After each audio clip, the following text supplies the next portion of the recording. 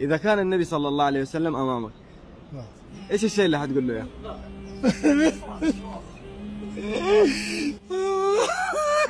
نبينا محمد صلى الله عليه وسلم يعني እሳቸው መካሊ ነበሩ ብቻቸውን ናቸው ይሄ ዲን እዚህ ጥግ እንደሚደርስ ግን በወህይ አይተውት ነበር ለብሉغن هذا الدين ما بلغ الليل والنهار ይሉ ነበር ሰሃቦችን ወኔያቸውን ሲከሰክሱ ስሜታቸውን ሲያድሱ አይዟችሁ ይሄ ይጆት የተነሳው ጥሪ ለሊትና ቀን ከደረሰበት የምድር ጫፍ ይደርሳል ይሄው ዛሬ አፍሪካ ውስጥ ኢትዮጵያ ውስጥ አዲስ አበባ ውስጥ አንድ መንደር ላይ አንድ መስጂድ ውስጥ